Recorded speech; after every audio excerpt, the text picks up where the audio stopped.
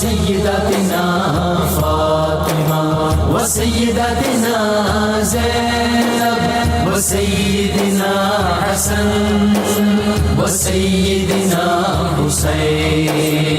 وعلی آلہ و صحبہ وبارک وسلم علی و سیدتنا فاطمہ و سیدتنا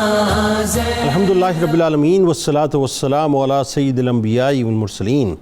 اللہم صلی علی سیدنا و مولانا محمد وعلی آلہ واصحابہ وبارک وسلم وصلی علیہ. دنیا کے تمام دیکھنے والوں، تمام چاہنے والوں، تمام پیار کرنے والوں کو، اور جہاں جہاں تک اس وقت میری آواز کو سنا اور مجھے دیکھا جا رہا ہے، جنید اقبال کی جانب سے انتہائی محبت کے ساتھ السلام علیکم. ایک بار پھر ناظرین، آپ کو پر نور صبح میں صبح نور کے ساتھ دل کی گہرائیوں سے خوش آمدید کہتا ہوں. اور آئیے چلتے ہیں بلا توقف حضرت ابو انیس محمد برکت علی علیہ رحمہ کی تالیف اسماء النبی کریم صلی اللہ علیہ وآلہ وسلم سے رسول اللہ صلی اللہ علیہ وآلہ وسلم کا ایک اسم مبارک پڑھنے اور سننے کی سعادت حاصل کرتے ہیں. سیدنا مبارک العالی صلی اللہ علیہ وآلہ وسلم، ہمارے سردار با برکت نسل والے، درود و سلام بھیجے اللہ آپ صلی اللہ علیہ وآلہ وسلم پر، آپ صلی اللہ علیہ وآلہ وسلم کی آل پاک پر اور صحابہ کرام رضوان اللہ تعالیٰ علیہم اجمعین پر. حضرت ام ایمن رضی اللہ تعالیٰ عنہ فرماتی ہیں کہ سیدہ فاطمہ الزہرا سلام اللہ علیہ حسنین کریمین علیہ السلام کو لے کر نبی کریم صلی اللہ علیہ وآلہ وسلم کی خدمت اقدس میں حاضر ہوئیں اور عرض کیا کہ یا رسول اللہ صلی اللہ علیہ وآلہ وسلم، ان دونوں شہزادوں یعنی حسن و حسین علیہ السلام کو کچھ عطا ہو. حضور نبی کریم صلی اللہ علیہ وآلہ وسلم نے فرمایا کہ میں نے اس بڑے شہزادے یعنی حسن کو اپنی ہیبت و بردباری عطا کی اور چھوٹے شہزادے یعنی حسین علیہ السلام کو اپنی محبت اور رضا عطا کی. ناظرین کرام، آج کا دن بڑا اہم ہے کیونکہ آج 2 محرم الحرام ہے، اور آپ جانتے ہیں کہ تاریخ کے جھروکوں میں جب ہم جھانکتے ہیں تو ہمیں معلوم ہوتا ہے کہ آج کے دن امام علی مقام امام حسین علیہ السلام اپنے نورانی قافلے کے ساتھ کربلا کی زمین پر پہنچ چکے ہیں. تو آئیے آغاز کرتے ہیں. بس کربلا کی آمد کے حوالے سے گفتگو ہوگی ناظرین، اور آپ نے ہمارے ساتھ رہنا ہے کیونکہ آج بہت سی باتیں تاریخ کے حوالوں سے انشاءاللہ آپ کو پتہ چلیں گی، اور جو کنفیوژنز ہیں تاریخ کے اندر ناظرین، وہ انشاءاللہ میں کوشش کروں گا کہ اپنے جید علماء کرام سے اس کو بہت زیادہ کلیئر کرواؤں. بات یہ ناظرین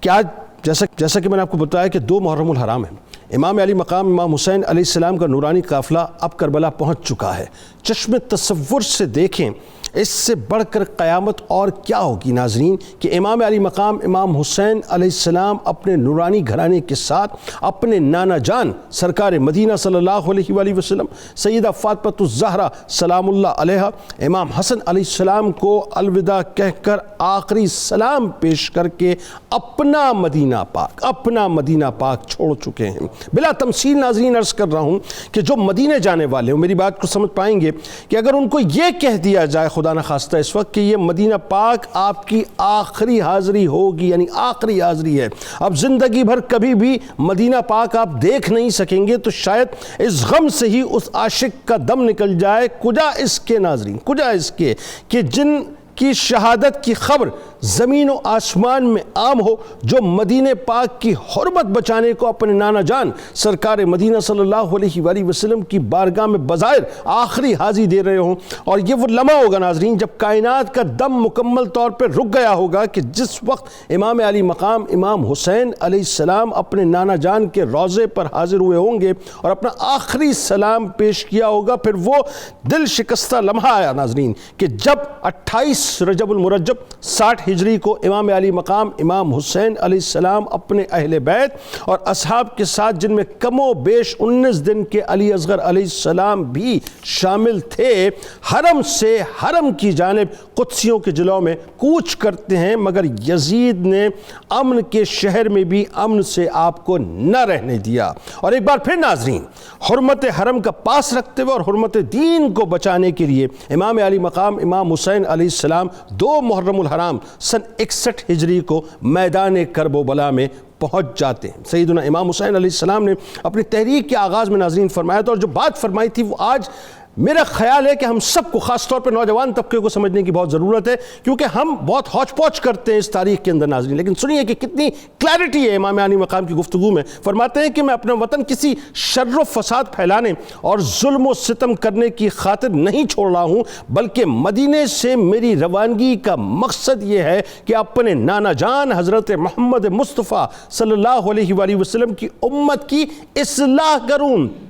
یہ پالیسی سٹیٹمنٹ ہے ناظرین، امر بالمعروف کروں و نہی عن المنکر کروں، نیکی کا حکم دوں اور برائیوں سے روکوں، اور اپنے نانا جان رسول اللہ صلی اللہ علیہ وآلہ وسلم اور بابا علی ابن ابی طالب کرم اللہ وجہ الکریم کی سیرت پر عمل پیرا ہونا چاہتا ہوں، بس یہی میرا مقصد ہے۔ امام علی مقام امام حسین علیہ السلام آج اس کرب و بلا میں پہنچ چکے ہیں ناظرین، جہاں ان کی مبارک سواریاں اور ساز و سامان اتارا جائے گا، جہاں اہل بیت اور اصحاب اہل بیت کا مبارک نورانی خون بہایا جائے گا۔ اسی سفر میں مشہور شاعر فرزدق نے کہا تھا کہ امام علی مقام امام علیہ السلام کی بارگاہ میں یہ عرض کیا تھا کہ اے امام، کوفیوں کے دل آپ کے ساتھ ہیں مگر تلواریں یزید کے ساتھ ہیں۔ بس اب ناظرین اسی سفر میں حضرت مسلم بن عقیل علیہ السلام، حاری بن عنوہ رضی اللہ تعالیٰ عنہ، عبداللہ بن یقطر رضی اللہ تعالیٰ عنہ کی شہادتوں کی خبر بھی آ چکی ہے، مگر نبی کے پیارے زہرا سلام اللہ علیہا کے راج دلارے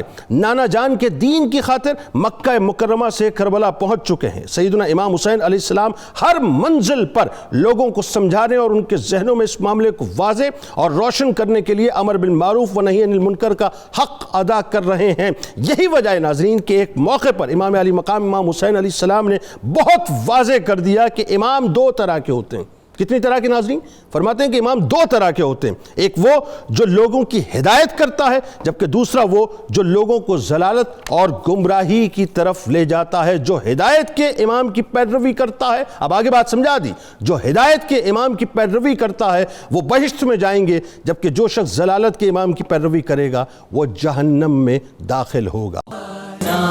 فاطمہ وسیدتنا زینب وسیدنا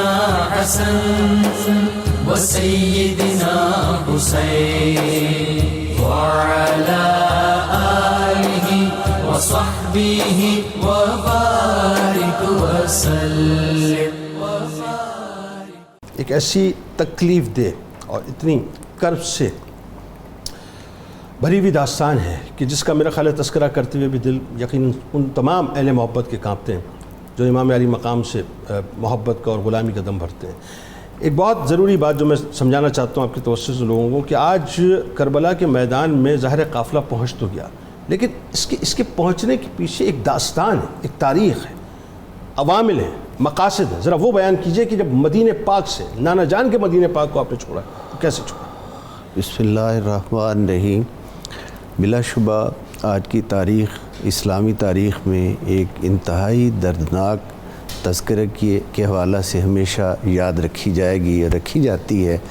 اور یہ اللہ رب العزت کی طرف سے اپنے دین کی سربلندی کے لیے جو ڈیوٹی حضور سید الشہداء امام حسین علیہ السلام کے اور آپ کے رفقاء کے سپرد تھی، یہ اس ڈیوٹی کے اظہار کا عملی طور پر آج پہلا دن ہم اس کو شمار کر سکتے ہیں۔ ارشاد رب العزت ہے، کنتم خیر امت اخرجت للناس تأمرون بالمعروف وتنہون عن المنکر۔ اللہ، تم بہترین امت ہو، لوگوں کی بھلائی کے لیے تیار کیے گئے ہو، اور تمہارے لیے بہتر یہ ہے کہ نیکی کا امر دو، نیکی کرو، نیکی کا امر دو، نیکی کا حکم دو، اور برائی سے بچو بھی اور برائی سے روکو بھی، یعنی بچو بھی اور بچاؤ بھی۔ یہ وہ خاص اللہ رب العزت کا فرمان ہے جس کی سربلندی کی خاطر حضور سید الشہداء امام حسین علیہ السلام کا پورا عزم صمیم جو ہے وہ ہمیں اس استقامت کے کوہ صفا پر کھڑا نظر آتا ہے کہ وہ اپنی ذات والا شان کے لیے تو نمونہ ہدایت تھے ہی، وہ چاہتے تھے کہ مملکت اسلامیہ کے تخت پر جو بیٹھنے والا شخص ہے وہ بھی اس بات کو سمجھے اور اس حقیقت کو جانے کہ اللہ رب العزت نے خلافت کے نظام کو کتنا پاکیزہ رکھا ہے اور خلافت کی ذمہ داریاں کیا ہیں۔ اب اسی تناظر میں جب آپ سے ولید بن عتبہ گورنر شہر مدینہ اس آپ سے کو بلاتا ہے اور بلا کر آپ سے بیعت طلب کرتا ہے کہ یزید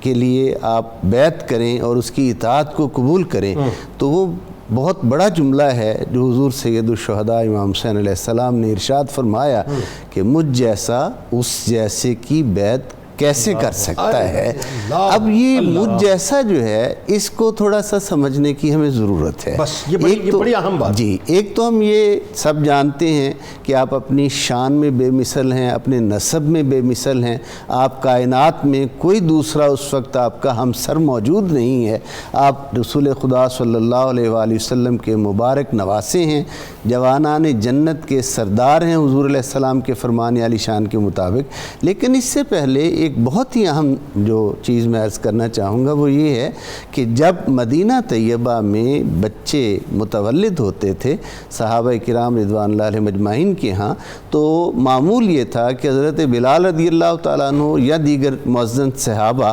ان بچوں کے کانوں میں جا کر اذان اور اقامت کہا کرتے تھے، جو نومولود کے لیے شریعت کا حکم ہے۔ حضرت امام حسن مجتبیٰ علیہ السلام اور حضرت امام حسین علیہ السلام کی یہ شان ہے کہ ان کے کانوں میں توحید و رسالت کی گواہی خود زبان رسالت مآب صلی اللہ علیہ وسلم نے دی ہے۔ اب جن کانوں میں اس دنیا میں تشریف لاتے ہی خود زبان رسالت مآب، وہ زبان جس کو سب کن کی کنجی کہیں، اس کی نافذ حکومت پہ لاکھوں سلام، اس زبان اقدس سے توحید و رسالت کی گواہی ان کے گوش مبارک میں جانا اور پھر لعاب دہن رسالت مآب صلی اللہ علیہ وآلہ وسلم چوسنا اور چوس کر پروان چڑھنا، اب وہ زبان کسی باطل کو کیسے قبول کر سکتی ہے جس کے لیے ابتدا سے ہی تربیت جو تھی وہ اسی غرض کے تحت، اسی مقصد کے تحت کی گئی تھی کہ جب یہ کڑا وقت آئے تو حسین ابن علی جو ہیں وہ استقامت کا کوہ صفا بن کر کھڑے ہو جائیں اور وہ دنیا کو بتا دیں کہ حق جو ہے وہ کبھی باطل کے سامنے سرنگوں نہیں ہوتا۔ یہ جو سبق آپ کی ذات والا شان نے دیا ہے ہمیشہ کے لیے یہ انتہائی رہنما اصول عطا کرتا ہے۔ ایک بات جو بڑی خاص اس میں کہ مروان نے اس ملعون نے ایک بات اور کہی تھی جس وقت ولید بن عتبہ نے کہا کہ ٹھیک ہے بات سمجھ آتی ہے، آپ ابھی فی الحال مطلب رخصت لیں، اس نے کہا تھا کہ اگر یہ چلے گئے تو اب پلٹ کے نہیں آئیں گے، اس کے بعد کچھ تو خون ہی ہوگا، جو کرنا ہے ابھی کر لو۔ پھر ظاہر ہے اسی وجہ سے پھر امام علی مقام کو مدینہ پاک اب جو مدینہ پاک چھوڑنے کی بات ہو رہی ہے وہ کیفیات کا ہیں حرمت مدینہ کے لیے کہ یہاں خون نہ بہے، آپ نے اپنے نانا جان کی حرمت کے لیے مدینہ پاک کو چھوڑا، ذرا وہ کیفیات بتائیے کہ جس وقت آخری حاضری مدینہ پاک پہ اور خاص طور پہ روضہ رسول میں آپ کی۔ بسم اللہ الرحمن الرحیم۔ بہت شکریہ جنید بھائی۔ سب سے پہلے تو میں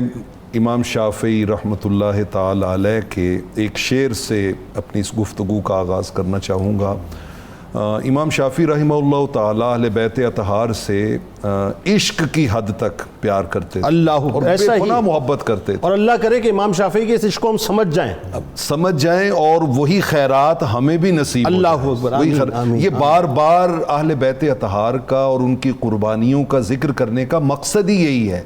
چونکہ انہوں نے اس راز کو پایا ہوا تھا کہ رحمت کونین صلی اللہ علیہ وسلم نے فرمایا تھا کہ دو چیزوں سے جڑے رہو گے تو کبھی گمراہ نہیں ہوگے، ایک اللہ کی کتاب سے اور دوسری میری اہل بیت سے، کوئی دوسری رائے۔ تو امام شافعی رحمہ اللہ تعالیٰ کہا کرتے تھے آل النبی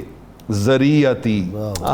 کہ اے اہل بیت اطہار رحمت کونین کی بارگاہ تک پہنچنے کا میرا ذریعہ آپ لوگ ہو، وہم الیہ وسیلتی، اور آپ لوگ ہو جو رحمت کونین کی بارگاہ تک پہنچنے کا میرا وسیلہ ہو، اور میں تم سے اس لیے پیار کرتا ہوں کہ ارجو بہم اوتا غدن، ارجو بہم اوتا غدن، مجھے یقین کامل ہے کہ ان کے وسیلے سے قیامت والے دن میرا نامہ عمل جو ہے وہ بید الیمین صحیفتی، اللہ رب العالمین میرے داہنے ہاتھ میں دے، اور جن کے داہنے ہاتھ میں نامہ عمل ملے گا وہ تو کنفرم جنتی ہے، کنفرم جنتی ہے۔ آپ نے مدینہ طیبہ سے امام علی مقام امام حسین رضی اللہ تعالیٰ عنہ کے الوداع کہنے کی کیفیات کا پوچھا ہے، تو وہ کیفیات تو صدیوں بعد آج کا ایک ادنا سا عاشق جب ان کو فیل کرتا ہے تو وہ یہاں تک کہہ اٹھتا ہے کہ مبارک دے رہے ہو تم مجھے حج و زیارت کی،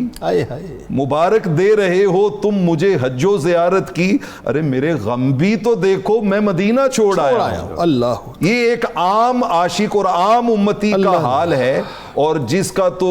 مولد بھی مدینہ ہو، جس کا مسکن بھی مدینہ ہو، جس کا لمحہ لمحہ مدینہ طیبہ کی ان پر نور گلیوں میں رحمت کونین کی آغوش میں، مطلب آپ دیکھیے نا، مدینہ جس کا مدینہ ہو، مدینہ جس کا مدینہ ہو، مدینہ جس کا مدینہ ہو، یعنی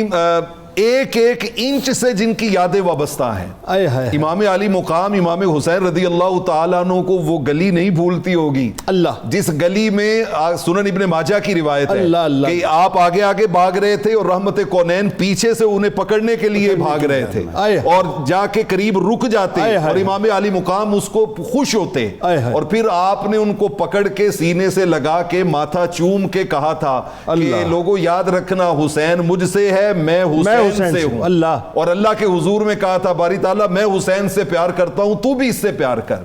امام علی مقام امام حسین رضی اللہ تعالیٰ عنہ 2 راتیں مسلسل اپنے نانا کی بارگاہ میں آتے، 2 راتیں جاتے، 2 راتیں، ایک رات بھی ساری گزاری ہے اور پھر دوسری رات بھی ساری گزاری ہے۔ اللہ، پہلی رات آئے ہیں تو نانا کی بارگاہ میں بیٹھ کے اللہ کے حضور میں ہاتھ اٹھا کے دعا کیا مانگتے ہیں؟ اللہ کے حضور میں عرض کرتے ہیں اللہم ھذا قبر نبیک، اے باری تعالیٰ یہ تیرے نبی رحمت کونین صلی اللہ علیہ وسلم کی قبر انور ہے، وَأَنَا ابن بنت نبیک، اور میں تیرے نبی صلی اللہ علیہ وسلم کی لخت جگر نور نظر کا بیٹا ہوں، میں بیٹا ہوں، میں یہاں پہ آیا ہوں تیرے حضور میں یہ عرض کرنے کے لیے کہ تیرے علم میں ہے جو حالات بن گئے ہیں، جو حالات بن گئے ہیں، اور میرا قصور صرف اتنا ہے کہ انی احب المعروف وانکر المنکر، کہ میں نیکی سے پیار کرتا ہوں اور گناہ سے نفرت کرتا ہوں۔ اللہ، اے باری تعالیٰ میں تیرے حضور میں اس لیے حاضر ہوا ہوں، اسألک یا ذا الجلال والاکرام بحق القبر ومن فی، 2 وسیلے پیش کیے امام علی مقام، اے باری تعالیٰ میں اس قبر کا وسیلہ پیش کرتا ہوں اور اس قبر میں موجود ہستی کا وسیلہ پیش کرتا ہوں، اور تجھ سے مانگتا کیا ہوں کہ اس پورے سفر میں اختر لی ما کان لک ردن ولی رسولک ردن، مالک اس پورے سفر میں مجھے وہ فیصلے کرنے کی توفیق دینا جس میں تیری رضا ہو اور رحمت کونین کی رضا۔ ساری رات یہ دعائیں مانگتے رہے ہیں۔ اگلی رات امام علی مقام نے مختص کی ہے نانا سے کلام کرنے کی، پہلی رات رب سے مناجات کی، اگلی رات نانا سے گفتگو کی۔ آقا کی بارگاہ میں بیٹھے عرض کرتے ہیں یا رسول اللہ صلی اللہ علیہ وسلم، نانا جان میرا قصور صرف اتنا ہے نا، لم ابائی لیزید شارب الخبور و مرتکب الفجور، یہ فسق و فجور کا بازار گرم کرنے والا یزید ملعون، میں نے اس کی بیعت نہیں کی، یہی میرا قصور ہے نا۔ اور اس کے بعد اتنا زارو قطار روئے ہیں کہ آپ کی آنکھ لگ گئی ہے، اونگ آ گئی ہے، اور اونگ میں دیکھتے ہیں کہ رحمت کونین نے اپنی آغوش رحمت میں لیا ہوا ہے اور ماتھا چوم رہے ہیں، سینے سے لگا رہے ہیں۔ امام علی مقام عرض کرتے ہیں نانا جان یہ امت کیا کر رہی ہے میرے ساتھ؟ تو آقا علیہ الصلوۃ والسلام فرماتے ہیں حسین گھبرانا نہیں، یا حبیبی، اے میرے محبوب بیٹے، ان قریب یہ تمہیں شہید کریں گے، ذبح کریں گے، خون بہائیں گے، ظلم و ستم کے پہاڑ توڑیں گے، لیکن تم نے صبر و استقامت کا دامن نہیں چھوڑنا، صبر و استقامت کا دامن نہیں چھوڑنا۔ اور اتنا پیار کیا، اتنا پیار کیا، اور پیار کر کے کہا کہ دیکھو تیری امی جان، تیرے بابا جان، تیرے بڑے بھائی جان، تیرے چچا حضرت جعفر بن عقیل، تیرے والد کے چچا حضرت جعفر بن عقیل، تیرے چچا حضرت امام حسن، یہ سارے کے سارے حوض کوثر کے کنارے بیٹھے تیرا انتظار کر رہے ہیں۔ جب یہ کہا تو امام علی مقام خواب میں عرض کرتے ہیں کہ آقا مجھے ابھی اپنے پاس بلا لے، میں دنیا میں واپس نہیں جانا چاہتا۔ تو آپ نے ایک جملہ کہا حسین یہ منزل شہادت کے دروازے سے گزرے بغیر نہیں ملے گی، اس کے بغیر نہیں ملے گی۔ سید صاحب ظاہر ہے بات سرکار علیہ السلام کی آل کی ہو رہی ہے اور آپ آل پاک سے ہی ہیں، شاید میرے پاس سوال کے لیے الفاظ نہ ہو، لیکن جو کیفیات اس وقت بیان ہو رہی ہیں، ایک عام غلام، میں جانتا ہوں اس بات کو، میں جانتا ہوں اس بات کو. جس وقت مدینہ چھوڑ رہا ہوتا ہے اور جس وقت وہ روضہ رسول صلی اللہ علیہ وسلم سے باہر نکلتا ہے, میں نے دیکھا ہے لوگوں کو کہ وہ آخری لمحے تک پلٹ پلٹ کر گنبد خضرا کو دیکھ رہے ہوتے ہیں, پلٹ پلٹ کر جب تک وہ نگاہوں سے محو نہیں ہو جاتا, پلٹ پلٹ کے دیکھتے ہیں کہ یہ بس یہ نظارے نگاہوں میں رہ جائیں. کجا اس کے کہ جن کے صدقے یہ نظارے ہیں وہ ان نظاروں کو چھوڑ کے جا رہے ہیں. اور پھر مکہ پاک میں بھی آپ کو چین سے نہیں رہنے دیا, یعنی حج کے موقع پر مکہ پاک کو چھوڑنا پڑا. کیا ہوا ایسا؟ شوق و نیاز و عجز کے سانچے میں ڈل کے آ, یہ کوچائے حبیب ہے پلکوں سے چل کے آ. سوز و تپش سخن میں گر چاہتا ہے تو, عشق نبی کی آگ میں طائب پگھل کے آ. سبحان اللہ. جنید بھائی, کیا صرف مسلمان کے پیارے ہیں حسین؟ اللہ چرخ نوع بشر کے تارے ہیں حسین. بے شک انسان کو بیدار تو ہو لینے دو, ہر قوم پکارے گی ہمارے ہیں حسین. بالکل صحیح. اللہ پاک کا جتنا بھی شکر ادا کیا جائے کہ آج اس مجلس خیر میں ہم موجود ہیں, اور یقیناً ہمارا انہی غلاموں کے رجسٹر میں نام بھی لکھا جائے گا انشاءاللہ. 5 چیزیں میں آج آپ کے سامنے عرض کروں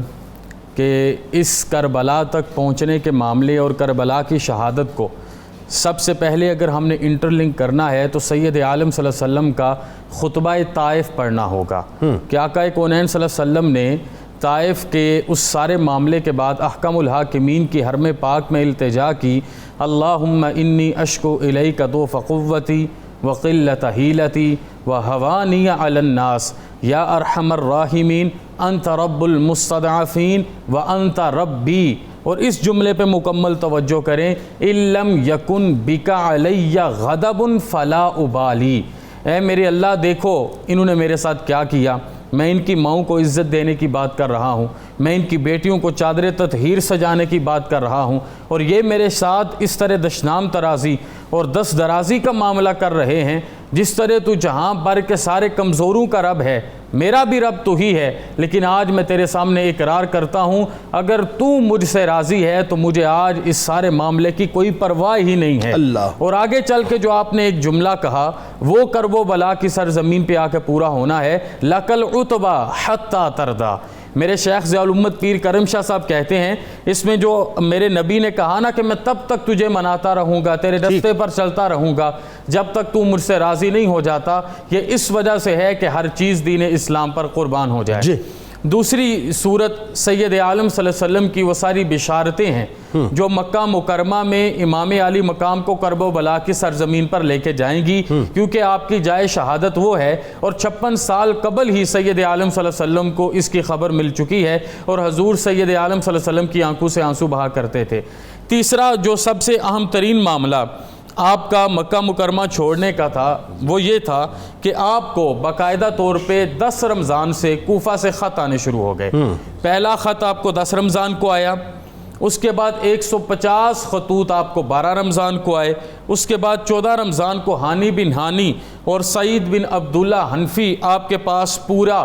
کوفہ کے بزرگان کا ایک قافلہ لے کے حاضر ہوئے. 15 رمضان کو جناب مسلم بن عقیل کو بھیجنے کا ارادہ کیا گیا. تو یہ وہ ساری وجوہات تھیں کہ آپ یہ نہیں چاہتے تھے کہ مدینہ منورہ میں بھی آپ مقابلہ کر سکتے تھے لیکن وہ بھی حرم ہے, اور مکہ مکرمہ میں بھی آپ مقابلہ کر سکتے تھے. آپ یہ نہیں چاہتے تھے کہ حرم مدینہ ہو یا حرم مکہ ہو کسی قسم کا کوئی خون ریزی کا معاملہ یہاں پر ہو جائے, تقدس پامال نہیں کرنا, تقدس پامال نہیں کرنا. اچھا اطلاعات بھی تھیں کہ وہ دشمنوں کو جو ہے باقاعدہ اس کے جو اپنا یزید کے جو غنڈے تھے ان کو تیار کر کے بھیجا گیا ہے, اور یہ اسی دوران طواف کے دوران چونکہ رش بہت ہوگا, حج کا موقع ہوگا, تو خدا نخواستہ شہید کر دیا جائے. وہ تو پہلے دن سے ہی ان کا یہ ارادہ تھا نا. جناب عبداللہ بن عمر, جناب عبداللہ بن عباس, جناب عبداللہ بن زبیر اور بالخصوص جناب امام علی مقام,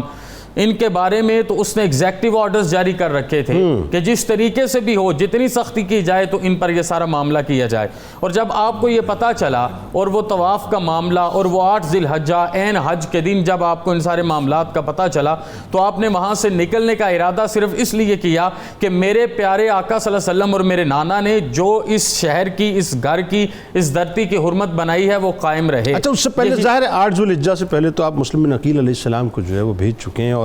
بات یہ ہے کہ وہ سفیر امام علی مقام بن کے گئے, لیکن وہی بات کہ مقصد بنیادی طور پہ یہ ہے کہ ایک تو حرمت کعبہ پامال نہ ہو، حرمت کعبہ ہے نا، اور دوسرا یہ کہ جو خطوط آ رہے ہیں کہیں رہتی دنیا تک یہ پیغام نہ جائے کہ بلایا گیا تھا اس کے باوجود امامت کے لیے نہیں آئے۔ اللهم صل على یہ اتنا ریلیونٹ کوشچن ہے، کیا ضرورت تھی معاذ اللہ؟ کیوں لے کے گئے 82 لوگوں کو جس میں بیویاں موجود تھیں، جس میں معصوم بچے تھے؟ معاذ اللہ ثم معاذ اللہ۔ بات یہ ہے کہ ہمارے یہاں سو کالڈ یہ جو متجدد ہیں نا، وہ عجیب و غریب مطلب جو ہے نا کنسیپٹ دیتے ہیں۔ اب ظاہر روایات میں اس میں 72 کا بھی عدد آتا ہے، 82 کا بھی عدد آتا ہے، 100 کے اوپر بھی عدد آتا ہے، بلکہ میں تو ایک جگہ پڑھ رہا تھا کہ 145 کا بھی عدد آتا ہے، ایسا ہی ہے نا پیر صاحب؟ اب ذرا یہ بتائیے کہ صحابہ کرام کا جو اس میں کردار تھا وہ کیا؟ تو خاص طور پہ عبداللہ ابن زبیر رضی اللہ تعالیٰ عنہ نے جب عرض کیا کہ اے امام اگر آپ فرمائیں تو میں تو یہاں پوری ایک اسٹرینتھ جمع کر دیتا ہوں، لیکن اس کے باوجود وہی بات ہے کہ آپ گئے، کن کن سے ملاقاتیں ہوئی راستے میں، کیا وہ ذرا بتائیے دونوں باتیں، وجہ کیا بنی، ملاقاتیں کن کن سے ہوئی؟ سب سے پہلی وجہ تو وہی ہے جس کا آپ نے ذکر کیا کہ حرم کعبہ اور حرم ثانی مدینہ منورہ کا آپ تقدس پامال نہیں کرنا چاہتے تھے۔ دوسری وجہ یہ ہے کہ ان کے لیے شہادت گاہ جو ہے وہ زبان رسالت مآب صلی اللہ علیہ وآلہ وسلم سے مکہ یا مدینہ نہیں تھی بلکہ کربلا تھی۔ اور تیسری بات یہ کہ اسی کربلا کی مٹی حضرت جبرائیل امین علیہ السلام پیش کر چکے تھے جو جناب سیدہ ام سلمہ رضی اللہ تعالیٰ عنہ کے پاس تھی۔ اب صحابہ کا کردار بتائیے۔ اب یہ اتنے بڑے شواہد ہیں کہ ان کی موجودگی میں کہ یہ یہاں کیوں نہیں رہے، وہاں کیوں نہیں رہے، سب سے بڑی بات تو اللہ اور اس کے رسول صلی اللہ علیہ وآلہ وسلم کا فرمان ہے نا، جو آپ نے مکہ مکرمہ سے روانگی کے وقت خطبہ دیا ہے، اس کے ایک دو جملے میں عرض کر کے پھر آپ کی بات کا جواب دیتا ہوں۔ آپ فرماتے ہیں یعنی مکہ مکرمہ کا جو الوداعی خطبہ ہے اس کا پہلا جملہ جو ہے فرماتے ہیں کہ موت فرزندان آدم کے لیے ایسے ہے جیسے جوان عورت کے لیے گلے کا پہننے والا۔ اللہ اللہ اللہ، یعنی جتنا ایک جوان عورت اپنے زیور سے، گلے کے زیور سے پیار کرتی ہے موت فرزندان آدم سے، اس قدر جو ہے موت فرزندان آدم کو اتنی محبوب ہے۔ فرزندان آدم سے مراد اس وقت آپ کی اپنی ذات والا شان اور آپ کا جو مبارک کارواں اور جو رفقا ہیں وہی اس سے مراد لیے جاتے ہیں۔ اور یہ چیزیں میرے لیے ایک مقتل تیار کیا جا چکا ہے، میں اسے ضرور دیکھوں گا۔ اللہ، یعنی موت سے کوئی فرار نہیں، موت کی کوئی گھبراہٹ نہیں۔ اور جب جلیل القدر صحابہ کرام علیہم الرضوان آپ کو عرض کرتے ہیں، حضرت عبداللہ ابن زبیر رضی اللہ تعالیٰ عنہما عرض کرتے ہیں، حضرت عبداللہ ابن عباس رضی اللہ تعالیٰ عنہما عرض کرتے ہیں، یہ وہ لوگ ہیں جو جن کے ساتھ بچپن بھی گزرا ہے، جوانی بھی گزری ہے، پیار بھی گزرا ہے، حضور علیہ السلام کی بارگاہ کے ان پر جو کرم ہے ان کے شاہد حضرت امام حسین علیہ السلام ہیں، اور حضرت امام حسین پر جو حضور کی شفقتیں ہیں، جو محبتیں، اس کے گواہ وہ لیکن محمد بن حنفیہ رضی اللہ تعالیٰ عنہ آپ کے بھائی کیا زارو قطار رونا، کیا درخواستیں کرنا، لیکن آپ نے نہ رکے۔ جی آپ نہیں رکتے، وہ صرف روکنا اس لیے چاہتے تھے کہ کہیں آپ کے ساتھ وہ معاملہ نہ ہو جائے جس کا خدشہ ہم محسوس کر رہے ہیں کہ آپ تو زمین پر نور ہدایت ہیں اس وقت، اگر آپ خدا نہ خواستہ واصل بحق ہو جاتے ہیں تو پھر یہ چراغ جو ہے ہدایت کا اس کی روشنی ہم کہاں سے تلاش کریں؟ اچھا پھر آپ کے بہنوئی حضرت عبداللہ بن جعفر رضی اللہ تعالیٰ وہ بھی بتائیے۔ دوسری منزل پر حضرت عبداللہ ابن جعفر جو ہیں ان کا خط آتا ہے، اور پھر جب آپ کو یہ حضرت عبداللہ ابن جعفر جو ہیں کزن بھی ہیں آپ کے، حضرت جعفر طیار کے بیٹے اور بہنوئی سیدہ زینب سلام اللہ علیہ کے شوہر نامدار بھی ہیں۔ جب یہ بات انہوں نے عرض کی کہ آپ زمین کا نور ہیں، اگر آپ کو کچھ ہو گیا تو نور ہدایت بجھ جائے گا، خلق خدا اور امت مسلمہ کس سے رہنمائی حاصل کرے گی؟ آپ کوفہ نہ تشریف لے جائیے۔ تو آپ نے انہیں جواباً ارشاد فرمایا، جو مکتوب روانہ کیا ان کی طرف، فرمایا کہ مجھے رسول اللہ صلی اللہ علیہ وآلہ وسلم نے مجھ سے ایک راز کی بات کی ہے، میں وہ راز کسی سے بیان نہیں کر سکتا۔ یہ بات سن کر انہوں نے اپنے، چونکہ وہ خود علیل تھے، بیمار تھے، خود سفر نہیں کر سکتے تھے، اپنے دونوں شہزادوں کو حضرت عون اور حضرت محمد کو اس سفر میں آپ کے ساتھ روانہ کیا، اور یہ دونوں شہزادگان جو ہیں یہ شہدائے کربلا میں سیدہ زینب سلام اللہ علیہ کے دونوں لال ان کا نام نامی جو ہے وہ شامل ہے۔ اچھا اب جو بات ہے وہ بڑی اہم ہے، اس میں ظاہر آپ کی ملاقاتیں ہو رہی ہیں، فرزدق کا حوالہ میں نے دیا، زہیر بن قین سے بھی ہو رہی ہے، ابن عدی سے بھی ہو رہی ہے۔ اب جو ملاقاتیں ہیں پھر وہ جو گفتگو ہے آپ کی اور جو آپ کو وہاں کے حالات کا، کیونکہ ابھی تک بظاہر، ویسے تو ظاہر آپ کے قلب پہ ہر بات کا القاء ہے، لیکن بظاہر آپ تک یہ اطلاع نہیں پہنچی کہ مسلم بن عقیل علیہ السلام شہید ہو گئے، حضرت عبداللہ بن یقطر رضی اللہ تعالیٰ عنہ شہید ہو گئے، اور حضرت ہانی بن عروہ رضی اللہ تعالیٰ عنہ شہید ہو گئے. بتائیے ذرا ملاقاتیں کیا کیا ہوئی اس سفر میں؟ جنید بھائی میں 2 جملے اس بات پہ عرض کرنا چاہوں گا کہ بدقسمتی سے ہمارے معاشرے میں یہ جو ایک پروپیگنڈا کیا گیا ہے کہ معاذ اللہ امام علی مقام امام حسین رضی اللہ تعالیٰ عنہ کا مقصود کچھ اور چیز تھی. یہ انسان کی اتنی بڑی بدبختی اور بد نصیبی ہے. یعنی آپ تصور کیجئے کہ کتب تاریخ کو ایک سائٹ پہ رکھ دیں، آپ صرف کتب حدیث کو اٹھا لیں تو وہ بھری پڑی ہیں اس بات سے کہ رحمت کونین صلی اللہ علیہ وسلم نے پہلے دن سے قدم قدم پہ آپ کی شہادت کی جو خبریں دی ہیں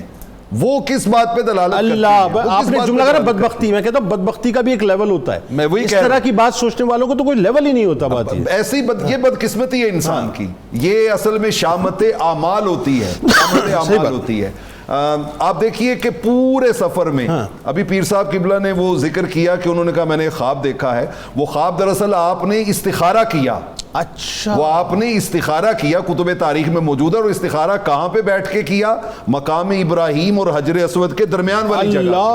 وہاں پہ آپ نے 2 رکعت نفل ادا کیے، استخارہ کیا، اللہ سے خیر طلب کی. اس کے نتیجے میں وہ خواب آیا. اور پورے راستے میں ہر ملاقات میں آپ ہمیشہ ایک ہی بات کرتے تھے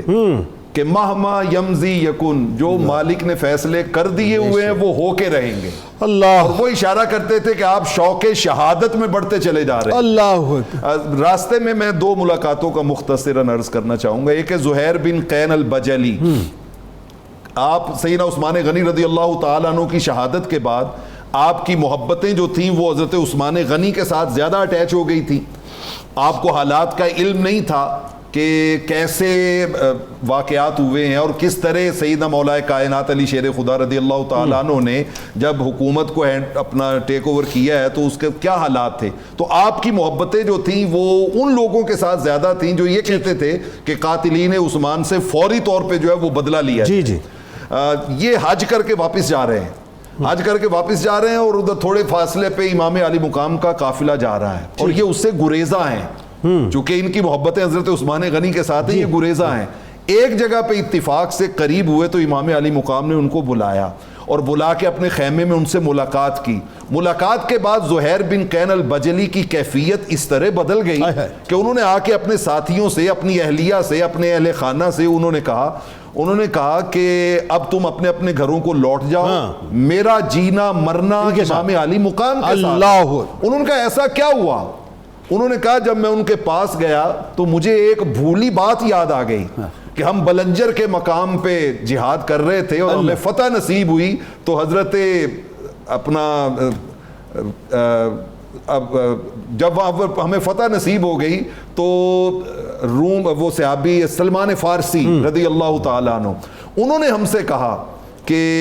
زہیر اس فتح پہ بہت خوش. ہم نے کہا جی جتنا مال غنیمت یہاں پہ ملا ہے کبھی کسی فتح میں ملا ہی نہیں ہے تو ہم تو بہت زیادہ خوش ہیں، اتنی بڑی فتح اللہ نے ہمیں عطا کی ہے. تو انہوں نے کہا میں تمہیں ایک ایسے لشکر کی کہانی نہ سناؤں کہ جس کے ساتھ شامل ہونا اس فتح اور اس مال غنیمت کے پانے سے زیادہ وہ بات یاد آ گئی، زیادہ خوشیوں کا بات یاد آ گئی ان کو. تو میں نے کہا جی حضور ضرور بتائیں. تو انہوں نے کہا ہمیں حضرت سلمان فارسی نے بلنجر کے مقام پہ تب کہا تھا. انہوں نے کہا جب جنت کے جوانوں کا سردار جہاد کر رہا ہو نا تو جو بندہ اس کے ساتھ مل کے جہاد کرے گا غنیمت سے زیادہ خوشی. کتاب الشفا کی جانب چلتے ہیں. ظالم کے ظلم سے نجات کے حوالے سے آپ بتاتے ہیں وظیفہ. اگر کسی ظالم شخص کے ظلم کا خطرہ ہو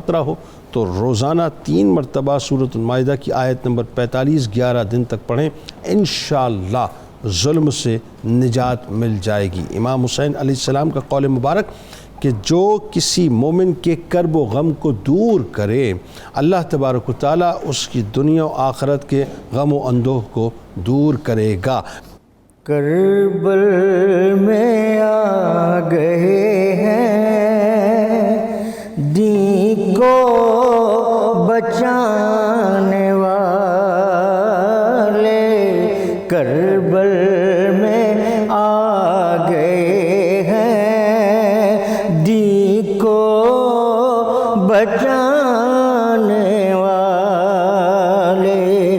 سرکار دو جہاں کے، سرکار دو جہاں کے نوری گھرانے والے کربل میں آ گئے ہیں دین کو بچانے والے۔ آئے حسین سید دین نبی کی خاطر، آئے حسین سید دین نبی کی خاطر، نانا سے جو کیے تھے، نانا سے جو کیے تھے وعدے نبھا دیے، وعدے نبھانے والے کربل میں آ گئے ہیں دین کو بچانے والے۔ طیبہ کے رہنے والے، طیبہ کے رہنے والے اپنے لہو سے ہیں یہ کربل کا گرم صحرا گلشن بنانے والے کربل میں آ گئے ہیں دین کو بچانے والے۔ جو امتحان بھی آیا ہنس کر سہیں گے سید، جو امتحان بھی آیا ہنس کر سہیں گے سید، ساجد یہ صبر سے ہے جہاں بھی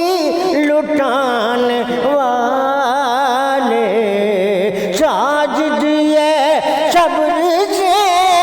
ہے جہاں بھی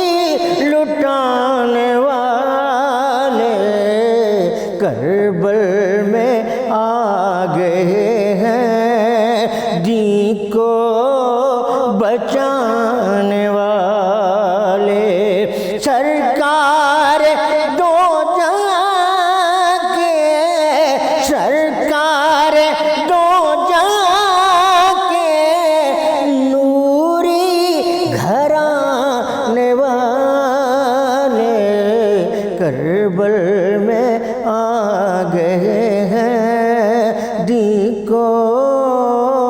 بچانے والے۔